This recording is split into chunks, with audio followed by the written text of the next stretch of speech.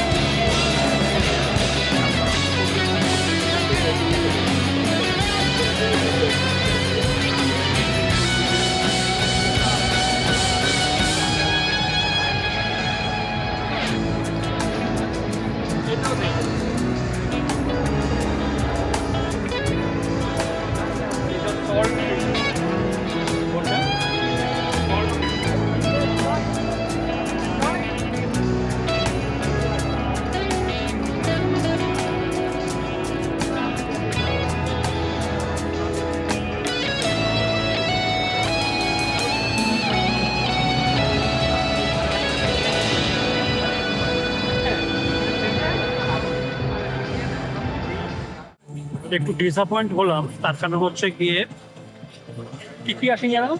Canon আসেনি, হ্যাঁ Canon আসেনি। এইগুলো আসেনি, এটাতে একটুখানি ডিসঅ্যাপয়েন্ট হলাম। মেনলি এখানে রয়েছে ফুজি ফিল্ম রয়েছে, সোনি রয়েছে, ট্যামরন রয়েছে, আর একটা হচ্ছে মিকেল। কিন্তু তাদের আবার ব্রোশার নেই, হ্যাঁ, যার ফলে তাদের কাছ থেকে কোনো ডিটেলস পাওয়া গেল না। এটা ডিসঅ্যাপয়েন্টিং। সোনির মধ্যেই ফুল মোটামুটি একটা রেঞ্জ রয়েছে। সোনিতে আমরা দেখলাম এখানে রয়েছে A9III রয়েছে, FX30 রয়েছে, FX2ও রয়েছে, সেটা দেখতে পেলাম। আর এছাড়া রয়েছে A7S3। লেন্স ভালোই এনেছে, খারাপ আনেনি। সবচেয়ে বেস্ট যেটা রয়েছে সেটা কিন্তু সোনি, তারপরে বলা যেতে পারে ট্যামরন আর ফুজি ফিল্ম।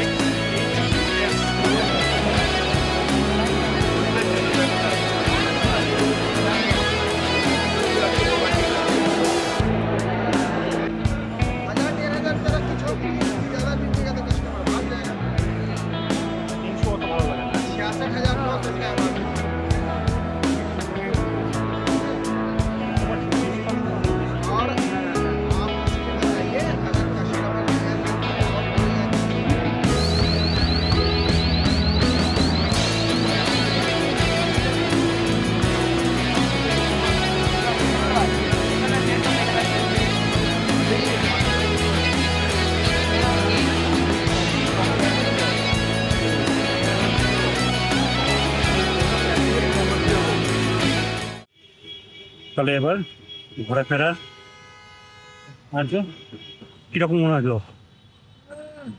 ঠিকই আছে, হুম ক্যানান নিকান আসলে আরো বেশি ভালো লাগতো, হুম অনেক কিছু আরো এক্সপ্লোর করা যেত।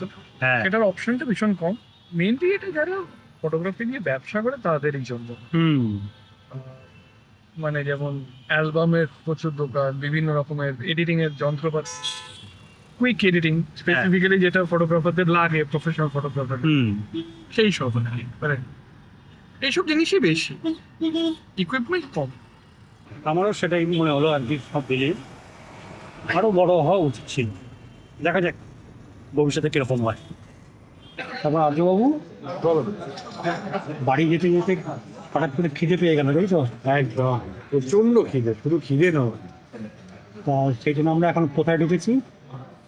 বাইপাস ধাবা। বাইপাস যাবো। অর্ডার কি দিয়েছি?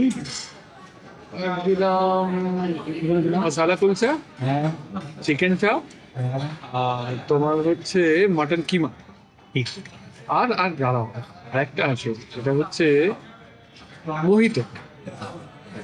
ফ্রেশ লাইন ওটা বলেছে না, ওরা বললো মোহিতোটা খান, ওটা বেটার। হুম ঠিক আছে।